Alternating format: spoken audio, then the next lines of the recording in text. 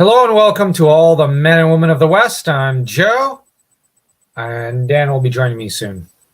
Now, originally I was going to make this a stream where I do the screenshot thing and do an overall analysis, but instead I want to kind of do a read through or read along with you all and just kind of take apart the text as we go, because for one thing, I've been ill the past few days, and I don't have all the screenshots together. So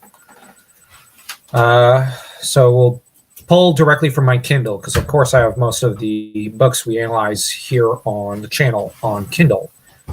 Anyways, hello to Bardling. You joined us on our last stream. You were great company. You did a great job. Kind of debating with us, and that was greatly appreciated. For anyone else who joins the stream, especially from over at the Council of the Rings, who is hopeful, who is wanting to join us, as I say in the chat, anyone who joins after his premiere are welcome. This is going to be a read along as we go and just a general analysis. Now, I'm a known. I'm pretty known, I think, in the Tolkien circles that we frequent, to be something of a more, I kind of lean more towards Arendis's point of view in the story, although I do think she's a bit of a jerk. And that she's not entirely right. But I don't think Aldarian's entirely right. So I'm going to be presenting my point of view on this one and analyzing it as we go along. And hopefully I'll make a few converts. And if I don't, that's fine. Hopefully we have a great time anyways. So we're going to go share screen. And after StreamYard is done telling me not to. All right, here we go.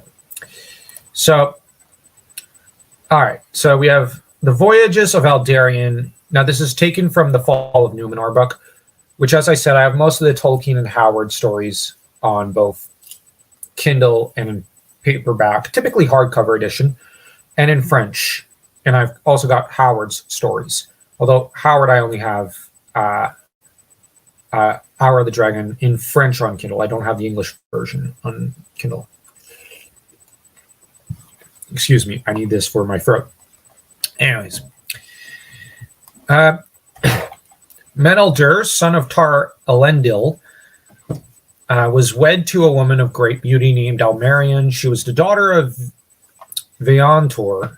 Veantor was captain of the king's ships under Tar Elendil. He was a man of great importance, evidently great character. He had one great love above all else, the sea. And I might argue that it's his blood that runs thicker in Aldarian's veins than that of the line of Elros to an extent. And you could debate whether this was good or bad. There's a lot of arguments to be made on both sides. I think Veantor was a positive influence on the overall. I'll just take one of the water bottles from over here for myself. I think he was a very positive influence on the royal family overall. But there are those I've seen who've argued the opposite of this. But we'll get into that. And I will occasionally also glance at my notes, because I did take quite a few extensive notes. But as I've almost gone 48 hours with no sleep, it's going to be kind of hard for me to see sometimes.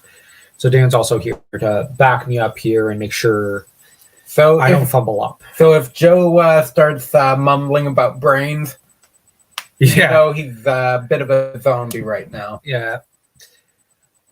And though she loved ships and the sea no more than most women of the land, her son followed after Veantor, her father, rather than after Meneldur. Yeah, Tolkien's pointing out what I said. And, was Anardil, lover of the sun, afterwards renowned among the kings of Numenor as Tar Aldarian. So he was named Anardil at birth, but renamed Aldarian, which is actually a grander sounding name. Anardil sounds like the kind of name you name your, like a child, but Aldarian sounds much more kingly.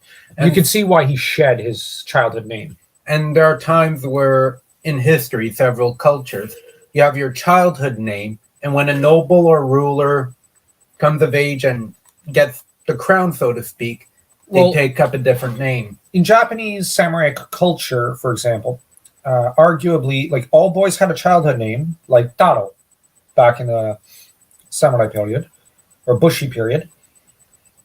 And then when they reached their majority at 15, they took up a new name. Their fathers gave them a new name. For example, Taira no Kiyomori had one childhood name. I forget what it was. I used to know it by heart, but I forgot because it's been so long. And then it became Kiyomori at his majority at 15 years old. And this is a very old Japanese tradition. They don't do it no more. Although almost every Japanese person I've ever met has a nickname, though.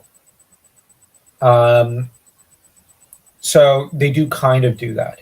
They kind of do the Aldarian. Like, basically, you'd have an Aldarian as one full name, kind of. They have their nicknames. And I know it sounds weird that they would shed the naming ceremony, but instead you get a nickname. It's just the culture has changed. And the only nickname I got was Joe because, well, abbreviation. On the other hand, I think among some of the Japanese, because I didn't fully understand everything they said in Japanese, I think they did give me one behind my back. I don't know what it was. But they generally even gave the foreigners nicknames. So it's a very, very interesting culture. But you kind of see that here with Tolkien. It's something I think about older cultures. French culture also comes up with nicknames a lot. Although, like, for example, our dad was Pie because he liked pie. And that's something that he thought was funny. So, yeah, like this sort of nomenclature culture, very common back in the olden days. But Aldarian itself means son of the trees, which is a bit of an ironic name because trees he did not love for their own sake. He loved them simply for what they could be put to use for.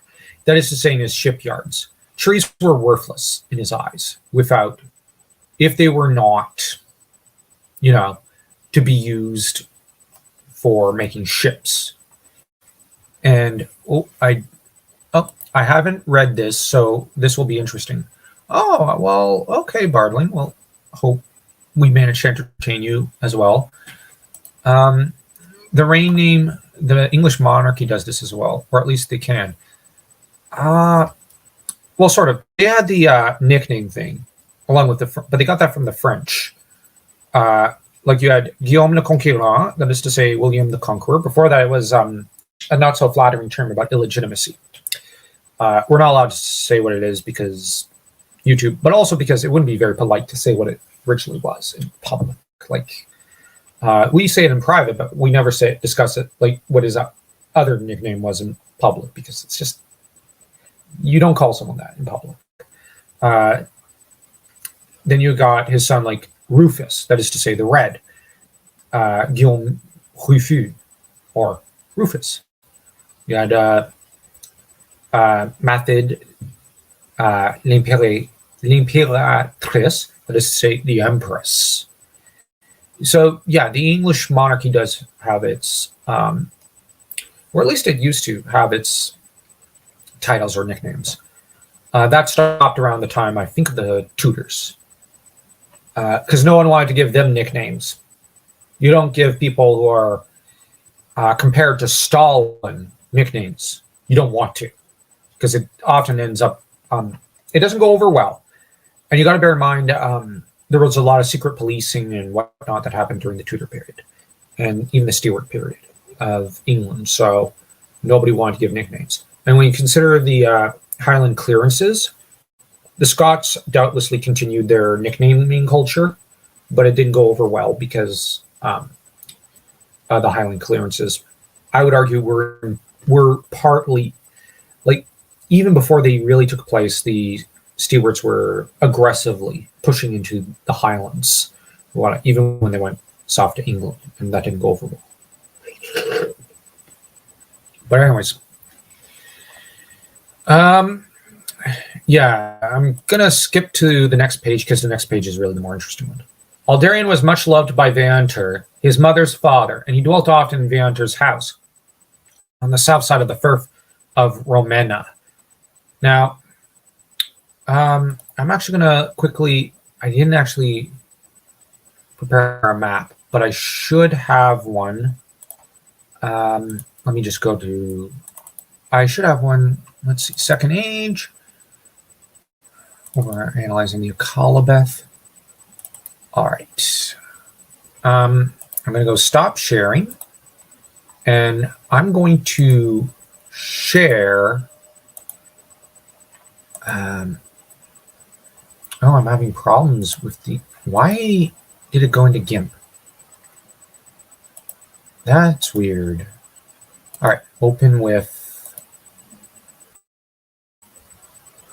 Oh, I'm having problems just opening a simple image file. That is weird.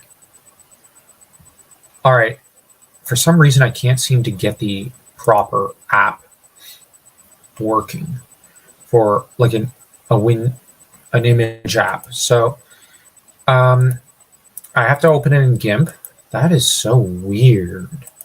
Yeah, I recently got GIMP for the for thumbnails, and because it's almost as good as Photoshop.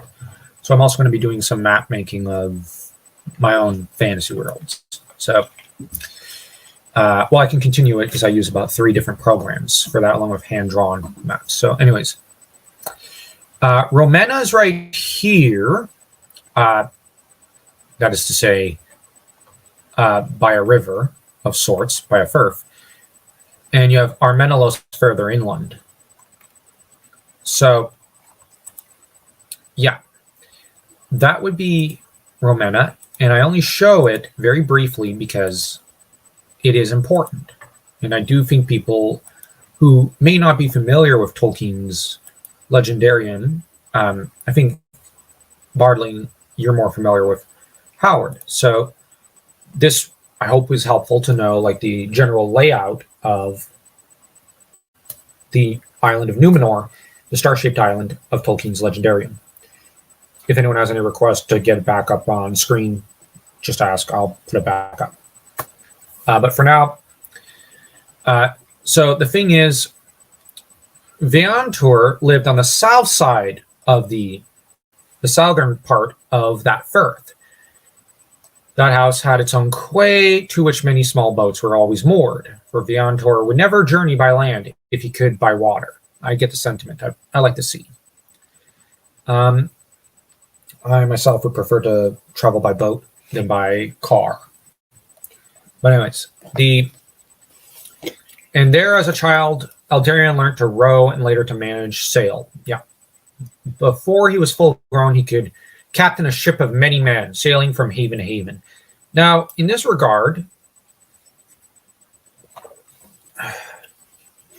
the learning of managing a ship was actually useful to an extent for kingship here, because he is learning how to manage men and organize people and how to lead. So in this regard, Veantur was actually a very, very, very good foster father, because he's not only grandfather but foster father. So he played a very, very important role in Aldarian's life. It happened on a time that Veantur said to his grandson, Anardilia, "The spring is drawing nigh, and also the day of your full age, for in that April, Aldarian would be 25 years old." Now, this is not 25 years old as we would think of it, because the Numenorians age much, much, much slower than mortal men.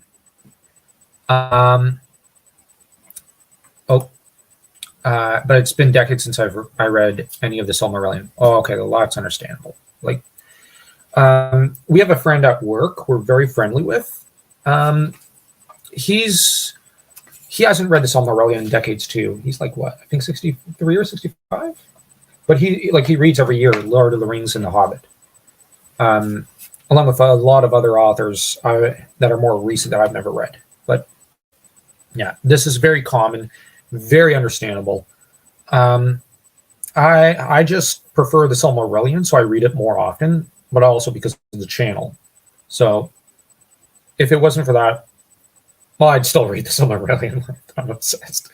I will.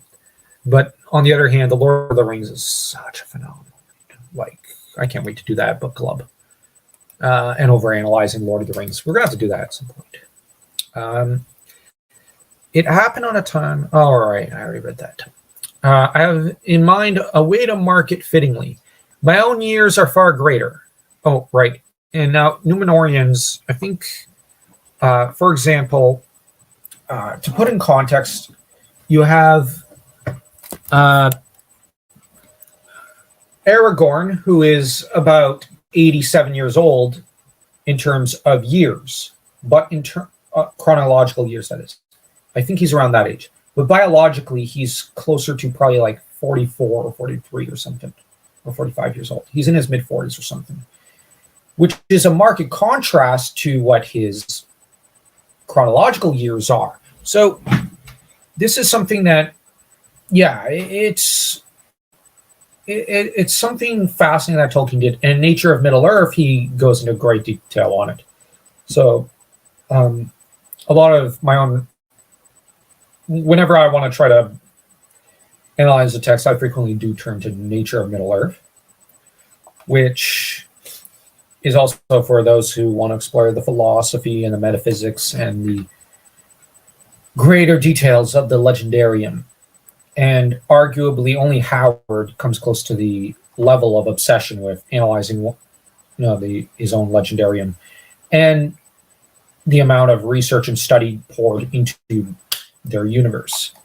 So anyways, so Aldarian being 25 years old, he's still technically a child to an extent. And I do not think that I shall often again have the heart to leave my fair house and the blessed shores of Numenor. So Veantor, who's sailed for so many years, decides, I can't sail anymore. I don't want to leave home anymore. I'm too old. I'm staying home from now on, which for me, that I find that a little interesting and a little understandable. Although I myself, once I get my boating license, I think I'm probably going to spend a lot of time on the boat. So I can understand. I do understand it, but I also go, to swear off the sea. That's so sad. But I think he's primarily going to stick near the shore, so he's probably going to go fishing. Least I would ride the great sea and face the north wind and the east. This year you shall come with me, and we will go to Mithlond and see the tall blue mountains of Middle Earth and the green land of the Eldar at their feet. Good welcome you will find from Círdan the shipwright, and from King Gil-galad. Speak of this to your father. Here, now, Círdan the shipwright is the greatest Teleri sea elf, that is, because Teleri means sea elf for the most part, or at least most of them were married to the sea. Those elves who fell under the moniker of the Teleri. Círdan was their leader and their lord, but he's called the shipwright because he always sailed true. He was the greatest sailor. As for King Gil-galad, he is the son of Orodreth, and Orodreth himself was son of Finarfin, and was the last king of Nargothrond. So Gil-galad has a very, very complex heritage and a tragic one.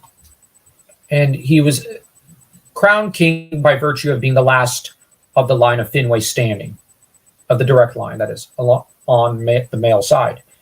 The nearest relative would be Elrond, who could inherit via the female line. And I have a video where I analyze whether or not Elrond could be considered Gil-galad's heir. But on the other hand, Elrond never wanted that kind of position, but it became Gil-galad's herald. And Gil-galad himself would be one of the greatest characters in Tolkien's Legendarian, though he rarely ever speaks. He doesn't have a speaking role. Really, he's more a legendary figure, kind of like a King Arthur. He's such a great character. When Aldarian spoke of this venture and asked leave to go as soon as the spring winds should be favorable, Menelder was loath to grant it. A chill came upon him as though his heart guessed that more hung upon this than his mind could foresee. But when he looked upon the eager face of his son, he let no sign of this be seen. Do as your heart calls, Onya, my son, he said. I shall miss you sorely, but with Eontor as captain, under the grace of the Valar, I shall live in good hope of your return. But do not become enamored of the great lands, you who one day must be king and father of this isle. All right, let's break it down. Now, Menelder says, okay, but really he doesn't want to. He's got a bad feeling about this, but he doesn't know why. One thing that must be made clear is that the line of Elros always had some semi-prophetic abilities. They got that from their Elvish side. Many of those of Elvish blood had some ability for this. That said, we also see bad parenting here in Menelder. Because he decides, well, my son really wants to. He doesn't put his foot down. He doesn't say, no, you're going to be king of this island. He says, well, okay. And we're going to see for a while that he doesn't know how to say no. And this, at least in my opinion. And this is not great parenting to an extent. And the clashes between father and son are going to become pretty shocking and horrifying to see on both sides. Like, Menelder is no innocent to an extent. But he does say, I shall miss you sorely.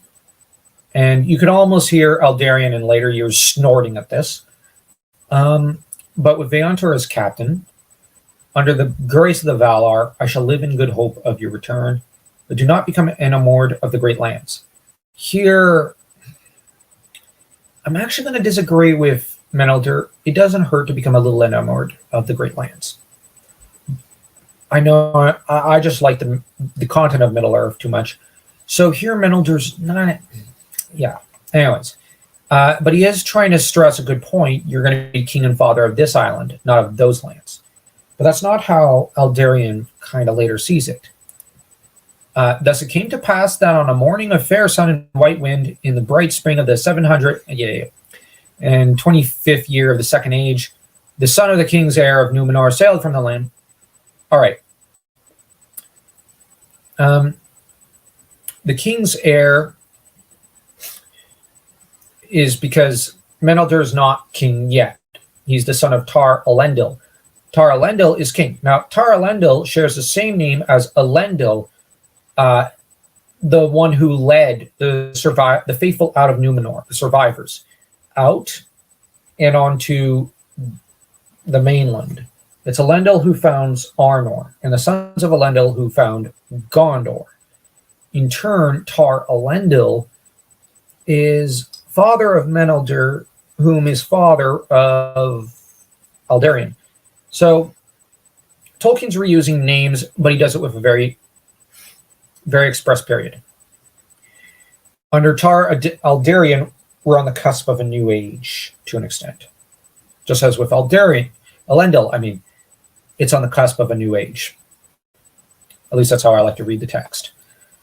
It is said that Aldarian himself wrote records of all his journeys to Middle-earth. Oh, here, if anyone happens to watch Council of the Rings videos, he does a good job including this detail in his version of Rings of Power. So he's doing his own version, like how he would have done it, episode by episode. So this is one thing I really like that he did.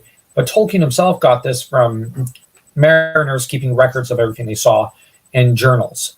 Journaling was a very common practice among soldiers and mariners in the old world. And I say the old world as in before World War II, and especially in the 19th century. I've had to read some of these records and journals, and they're fascinating reads. Although,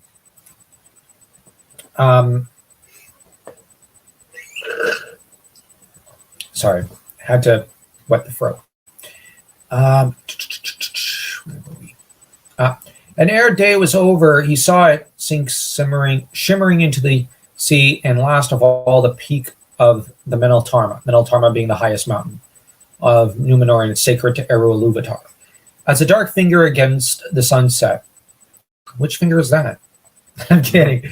Sorry, I don't think Tolkien would appreciate that joke. It'd be more Howard who would laugh at that. Well, you never know. Actually, Tolkien had a bit of the same sense of humor from what I read up when he was at the pub sometimes. So, Tolkien was very charming from what I understand it historically, according to Christopher Lee and a few others. It is said that Aldarian himself wrote records of all his journeys to Middle-earth, and they were long preserved in Romena, though all were afterwards lost. Okay, that's actually a shame in the universe. Because we got to bear in mind, part of the story of Tar Aldarian is a frame narrative. And in universe, what we are reading right now is a composite of various documents and surviving records of Aldarian's voyages, compiled and put into the back of, essentially, I think, the Library of Gondor, or at least the Royal Archives, with this record being compiled later and added, or no, it's added either by archivists of Gondor to Bilbo's records, or added by the hobbits, as Aragorn lent them vast stores of books and papyri, detailing all sorts of knowledge of Middle-earth.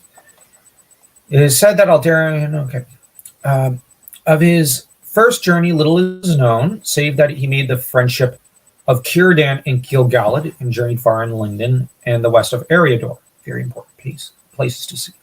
And marveled at all that he saw. Well, with good reason. He did not return for more than 2 years, and Menelder was in great disquiet. Well, it's like, all right, dad-in-law, here's my kid. He can go on this sleepover with you. Woohoo! See you soon. 2 years later. Yeah, I'd probably be a little angry with my dad-in-law if he did that. It is said that his delay was due to the eagerness he had to learn all that he could of Círdan, both in the making and management of ships and the building of walls to withstand the hunger of the sea. Now, here we learn that it's not Veantor who kept Aldarian away on this last trip, but actually Aldarian himself. Now, I don't think this... well, I was just gonna comment on one thing about this and Council of the Rings version, but now that I think about it, no, he actually nailed that kind of detail quite right. It was just one piece of dialogue, but then it slipped out of my mind. Anyways, I hate going 48 hours of no sleep. Well, actually, I've had 3 hours sleep in 2 days, so. Both in the making and management of ships. Now, this is very important for any sailor. Now, the building of walls to withstand the hunger of the sea. This is a very important skill. Architecture like this is very important. And that said, I would argue that this has all the hallmarks of a reference to Roman civilization, or at least to places like Constantinople, which has walls that have withstood the sea for 1,500 years. And I've seen the pictures. I've always wanted to see the city, but it is such a wonder how it survived 1,500 years. That being said, while in Japan, I got to see some cities that withstood, some city walls from ancient times that withstood the sea. And it's just, it is incredible. So we have 2 years that he should have probably communicated with his father, but the 2 years were not wasted. Were not wasted. Yeah, he probably got a little carried away. But yeah. It's information that could help Numenor. Yeah, like like the elves know how to build better walls to withstand the sea. course Numenor needs this. This is, It's an island nation. yeah. And if they want their cities to last, they're going to have to use better stones and better stonework. And so, yeah. Very important that he spends his apprenticeship abroad there. I will actually agree. Like some of the time he spends abroad early on, I may side slightly more of horrendous, but I actually think, well, he should have spent the time with Círdan and Gil-galad. As crown prince, this is the perfect time for him to learn all this. Yeah, he's basically a kid right now. So yeah, these are formative years. So it's very important he take this time to learn. Well, I say a kid, but like he's actually probably closer to a Numenorian equivalent of an adolescent. There was joy in Romena and Armenelos when men saw the great ship Numenor, I think it is, which signifies west wings, coming up from the sea. Her golden sails reddened in the sunset. The summer was nearly over, and the Ilu Hantale was nigh. That's a sacred ritual on Meneltarma. It's where the king goes up to pray to Eru Ilúvatar and receive his blessings for the next year. A very Celtic ceremony. This is actually a piece of Celticness that, though Tolkien denied almost any Celtic details in his work, there's a lot of Celtic stuff that still slipped through the cracks. Tolkien wanted to be purely Anglo-Saxon. There are parts that feel more Breton or Irish or Scottish or so, like that are like old Celtic in some of their ideal. In their notions, I mean. Well, maybe not Scottish, but at least Welsh or Irish. What did you see, Onya, in your far journeys that now lives most in memory? You can hear here, they're basically thinking, no, you're not going back. It's only alive in your memories, which here Melder is clearly hinting he doesn't want his son to go back, I think. But Aldarian, looking east towards the night, was silent. At last he answered, but softly, as one that speaks to himself, the fair people of the elves, the green shores, the mountains reefed in cloud, the regions of mist and shadows. Oh, and real quick, because for everyone, Menelder does greet his son very happily, and he goes to welcome him at the house of Veantor. He's so excited. So, yeah. Anyways, young guess, I do not know. He ceased, and Menelder knew that he had not spoken his full mind. For Aldarian had become enamored of the great sea and of a ship riding there alone without sight of land, borne by the winds with foam at its throat, to coast and havens unguessed. And that love and desire never left him until his life's end. Veantor did not again voyage from Numenor, but the Numenor he gave in gift to Aldarian. Within 3 years, Aldarian begged leave to go again, and he set sail for Lindon. Within 3 years. Now, Aldarian gets a ship. Within 3 years, he's going, okay, I'm up and leaving. But what is Menelder's reaction? Okay. I actually think maybe he should have said no this time around. If only because, okay, he spent a lot of time learning abroad, but maybe he does need to spend some time at home learning about Numenor. He needs to learn a bit more about statesmanship. Along Numenorian lines. But the thing is, he doesn't stick around.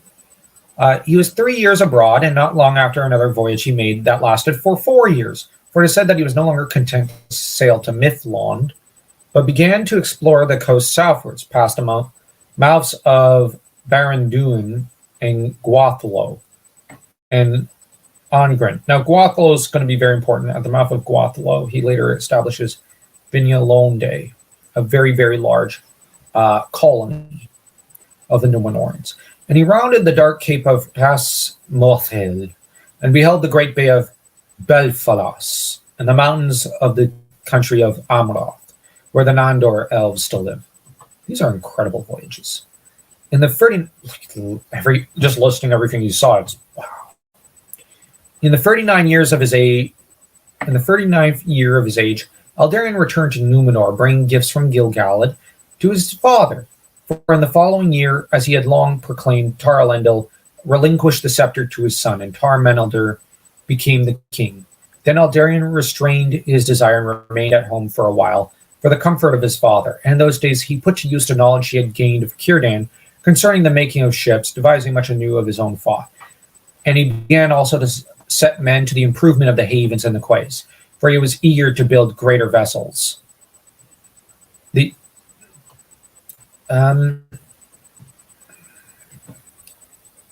Menelder was a man of gentle mood without pride, whose exercise was rather in thought than in deeds of the body. He loved dearly the land of Numenor and all things in it, but he gave no heed to the sea that lay all about it, for his mind looked further than Middle-earth. He was enamored of the stars and the heavens, all that he could gather of the lore of the Eldar and Edain concerning Aya, and the deeps that lay about the kingdom of Arda. All right. He was obviously... Now, Menelder, just to let everyone know, was the greatest astronomer of his age. And his level of scholarship was unseen almost up to that point amongst mortal men doomed to die. I just love that phrase. But the sad thing is he did not want the throne. Originally, the throne was to go to Silmarion, his elder sister. But it was decided that she should marry a lord of Andunier, partly because I think she didn't fully want the throne, and Menelder decided to step up for his sister's sake, even though he really never wanted the throne. He just wanted to spend the rest of his life with his children, his wife, and his studies. But he was to spend very little time in his studies for the rest of his life, because he sacrificed that for his kids. And this sacrifice is what he expected of his son, because he kind of tries to tell his son, kingship's not supposed to be fun. Like, you must sacrifice for your family, and you must sacrifice for them because this is what it means to grow up. And that was kind of the old way of looking at things as a man. Like, Tolkien looked at things that way. While he got to enjoy himself quite a bit with his buddies like the Lewises and the Inklings, on the other hand, when the time came and Edith wanted to move away from Oxford, Tolkien immediately submitted to her wishes and decided to compromise, because he saw it as he has to choose his wife at all times and in all things. And theirs was a happy marriage, but it's one that required a lot of sacrifice on both sides and compromises. So you hear, now that said, Tolkien probably would have been happy to just spend the rest of his life studying Anglo-Saxon literature, languages, and writing his tomes. But he had to compromise and sacrifice for the sake of, for example, kids, wife, and even friends. So this is something that's a very common theme in Tolkien's Legendarium: sacrifice for your family and whatnot, and for those you love. And it's... Oh, did I click on that? Oh, no, it's just stuck there for a moment. Anyways, yeah, so sacrifice is obviously very important to Tolkien, and it's an ongoing theme. Interestingly, well, if you look at the Lord of the Rings, Bilbo, for example, really wanted to go off adventuring. He didn't want to stay in the Shire, but he sacrificed to bring up Frodo because he had a duty to Frodo. And this sense of obligation kept Bilbo from doing what he wanted. So this is where there's something... Well, we'll get to it. This is something that...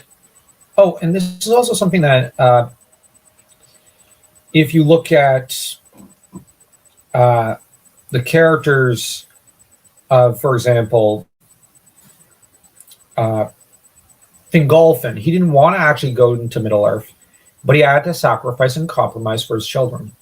Finarfin was wiser than anyone, but Finarfin had a different perspective and was in a different situation, I would argue, from Fingolfin. Fingolfin had very impulsive sons who were desperate to go after, for example, Maethras. So, like, Fingon would have plunged to his doom if he did not have the restraining hand of his father to an extent.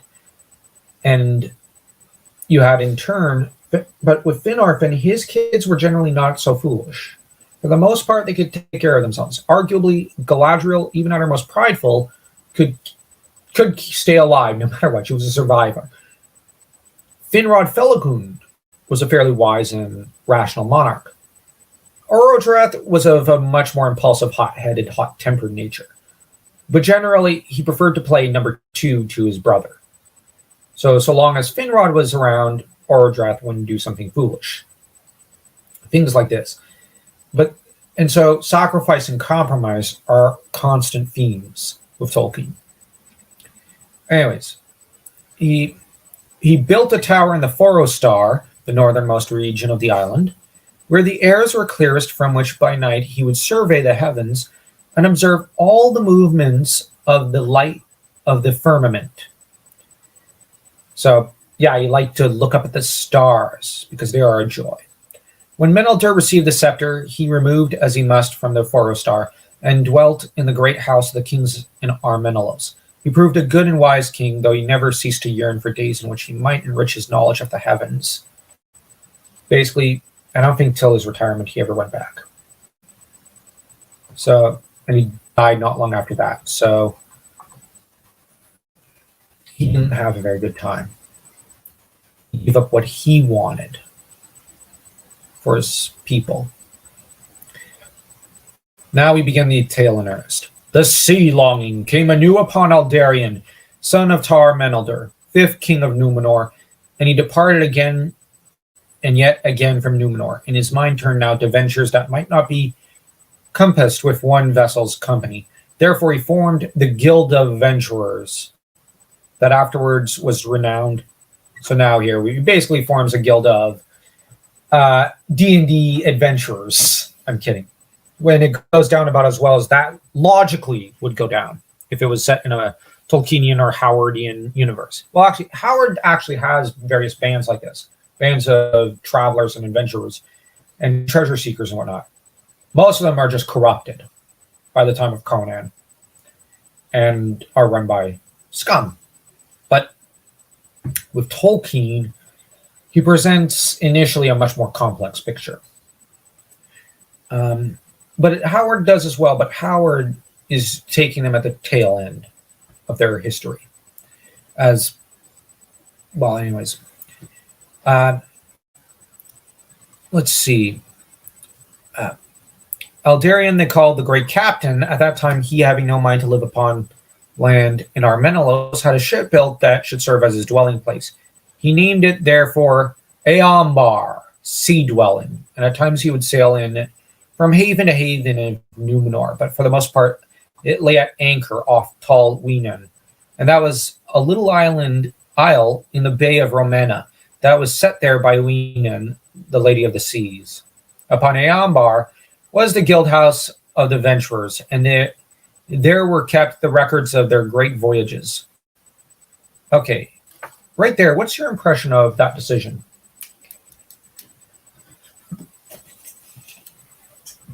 I would be wary about that because here it is. He loves the sea, which is great. Yeah, the sea rocks. Mm-hmm. And he has a passion for it, similar as his father has a passion for the stars. Yeah. It's the same kind of passion. Mm-hmm. However, Menelder understood that eventually he needed to leave the tower of over in Forostar.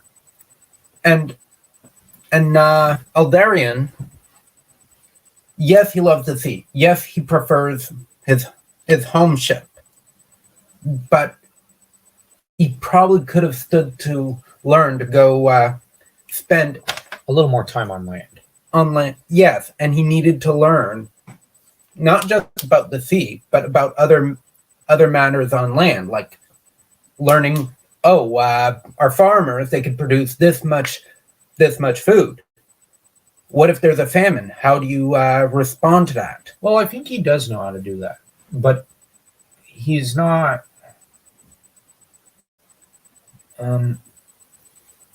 Okay, there's a line in Shakespeare in Henry IV. As a strange, you are as a stranger in your own land, or something to that effect, where, or like you are almost a stranger to your people, something to that effect. It's a great play. I love that play, and I love Shakespeare. So you kind of have this. I think that's kind of the situation with Aldarian. Yeah, there was a rough example, and Yeah, it's one thing if, for example, using the modern 12-month cycle that we're accustomed to, spending like a few months on his home ship, and then the rest of the year you're learning. Now, I'm actually going to offer a bit of criticism to Melder. Maybe he should have gone on that ship at some point and gone on a tour with his son. Yes, that might have helped to bridge things that they wouldn't end in conflict with each other. Yeah, like, I just think that it might be... It might have also helped smoothen Aldarian to his father. And to Numenor itself. Yeah. Maybe they should have... Because, I just think Melder, like, it would have helped him understand things. And maybe Aldarian would then learn to love stars as well, because, his dad... Like at sea, you do have to rely on the stars sometimes for guiding you across the sea and whatnot. And it could have been something where to get away from all of the stress of work, they could bond, share information between the mariner's life and the astrologer's life. Astronomer. Yeah. Now, the thing is, I think we're both naturally inclined to an extent towards some sympathy towards Aldarian, some, because our grandfather was rather like Veantor or Aldarian. Our grandfather always did have a passion for the sea and fishing and boating and whatnot. I actually did not develop that passion until recently, so it kind of snuck up on me. So I think I'm probably more like Tuor in that regard. But our grandfather was definitely like Veantor and Aldarian in his love for the sea, but our grandfather loved our grandmother more than he loved the sea. But I remember she herself had a passion for the sea, and they always went camping and whatnot. There's also one detail that I'm thinking of is that both father and son have a comfort zone. Menelder may not completely like being king, but he is in a comfort zone. Yeah. And being on his home ship, Aldarian is also in a comfort zone, and you learn more when you get out of that comfort zone. Fair enough. Ooh, Council of the Ring, I'm here. Gotta go, though. Oh, there goes. Bye. Yeah, I love that guy. Probably my favorite person over in Denmark. Great guy, great channel. He's premiering his video. Hope he pops back in later after he's done with his premiere. I think it'll be like an hour long. We should probably still be streaming at that point. Yeah. We aren't even halfway through the story, so yeah. Robert E. Howard was writing for the pulps, and it was his main source of income. Yeah, Tolkien was writing for fun, basically, and it allowed him to go into more depth. Well, different purposes and so different styles. Well, okay. I've read the letters of Tolkien, as well as I've been reading Shippey's book on him, and I'll only gently correct Bartling in that. Well, not really correct. Tolkien was writing for fun, yeah, but it was also a passion, an obsession for him. Even before he was a professor and he was married, and he wanted to do nothing but writing and composing poetry. Although the first poems and writings he created, he dedicated to his beloved Edith. And I say beloved, like, you read his early letters, he's in love. And even his later letters, like when he hit middle age, he was still just filled with nothing but love, and just, oh my gosh, she was basically Venus in his eyes. But Tolkien had to write. He was like Beethoven. He had to do it. Like, he had to, or even Shakespeare, he had to, otherwise it would just consume him. And when he became he actually would have preferred to just spend all his time writing. He probably would have almost preferred to just live off the income of writing, regardless how little or how much that was. But the problem with Tolkien was that he had children to think of. He had a wife he really wanted to hold on to. And he did have a priest who was a father figure to him, who had all but adopted him, that he had to make the man proud. So these obligations made it so that Tolkien, who was an orphan by the time he was, I think, like 11 or 12, he had to go and sacrifice what he wanted for them in order to keep them. And it's something that is very interesting, that Tolkien would have been content with being something like a janitor or something if it meant writing and pursuing his intellectual pursuits. But he had to do what he had to do. That said, he did love being a professor. He loved it. He loved the intellectual challenges and whatnot. But he also found a lot of the work to be tedious, like grading and whatnot. So it was something of a mixture of sacrifices and compromises for him. As for Howard, he didn't have to worry about a family, and it was his main source of income. I think that if Howard had met Novaline sooner, maybe in his adolescence or something, he probably would have had a more steady job and probably would have fallen into a different kind of life. Probably still writing brilliantly. Part of me thinks that the Cull and Conan stories would have, no matter what, come out of him and would have been just as rich. But he probably would have had a different life in some ways. I don't disagree. I just argue that Robert E. Howard had more constraints on his writing. That's true. Yeah, that's true. Tolkien had no constraints except what he kind of wanted. Well, actually, Lewis and Christopher and Edith put a lot of, they were proofreading everything, along with Warney and, Christopher, Edith, and the Lewis brothers basically criticized everything and were making sure it was up to good quality, because some of the rough drafts Tolkien wrote, not great. But, so, yeah, I do remember an anecdote about him trying to drive off students. He got paid either way. Oh, yeah. Good point. Oh, well, actually, from what I read up, it looks like Tolkien didn't care if his lectures were boring. Sometimes he would just lecture in a boring manner because he didn't actually he wanted to spend all his time writing and thinking about his mythology of England, not on catering to his students. He was paid either way. So he also preferred to debate with his fellow professors like Lewis. He didn't actually want to, part of me doesn't think he wanted to teach. However, Lewis was the one that loved teaching. Apparently he was a student favorite. Lewis was apparently like a great teacher. Very interactive, very energetic. But apparently Tolkien did have a few things, like I remember an anecdote about him at the beginning of a class about Beowulf yelling out, "Quiet!" That's the start of the poem. And it was a way of saying quiet at the same time to the class. And apparently, I just remember reading up that everybody laughed at that. And that Tolkien chuckled himself before getting onto the subject. So he had some fans, but yeah, generally he wasn't the favorite professor. You're absolutely right, Bartling.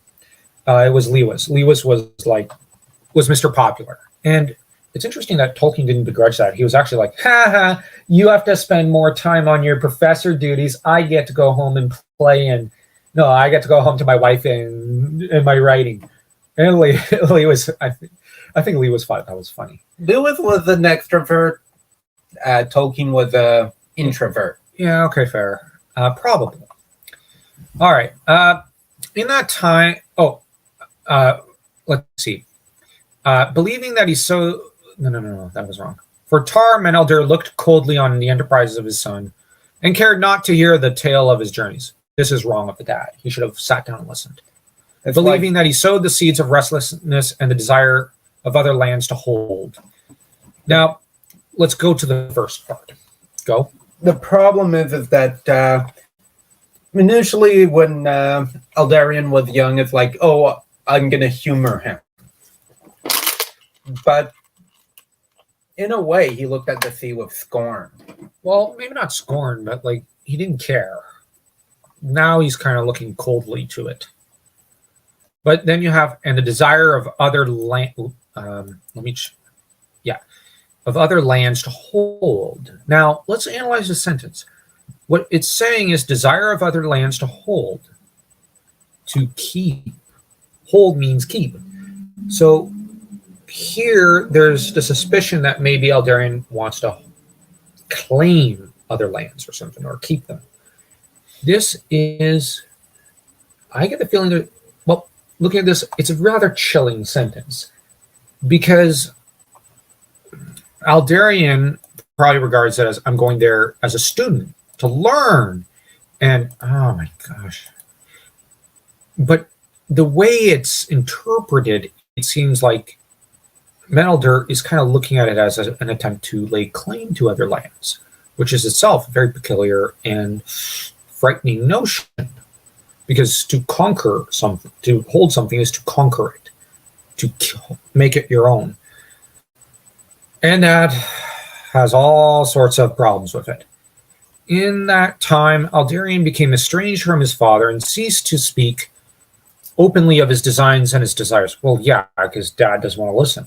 But Menelder is essentially shutting down a conversation before it happens. Yeah. They're essentially strangers by now. Yeah. But Almarian, the queen, supported her son in all that he did. And Menelder perforce let matters go as they must. So basically, Almarian sees it as, give our son everything he wants. And Menelder, fine. This is not healthy. So the dad doesn't want to hear it, but he's giving his son everything he wants. That's mixed. That's sending mixed signals. That's 10 levels of unhealthy, of dysfunction. And what do you think of the wife interceding in between them and kind of saying, she's not taking her husband's side here. She's actually saying, honey, you got to let our son have everything. That, like, all three of them are not being healthy here. It's like, all right. So now it's been a while since I had read this part, not counting my previous reading in which I gathered notes. I forgot about this sentence. Almarian poked her nose in a way, in a manner that I don't think is good. She should have mediated, probably told her husband, why don't you go see what your son is so passionate about and go in with an open mind. There's a great song by Phil Collins, Take a Look Through My Eyes, which is about taking a look at the world through the eyes of another. Or in the words of Studio Ghibli's Mononoke Hime, to look upon things with eyes unclouded by hate. And don't forget to smash that like and that subscribe button, and to stay tuned for the next video, and to check out our Substack and our new book, The Crown of Blood, in the description down below, or in the comments section.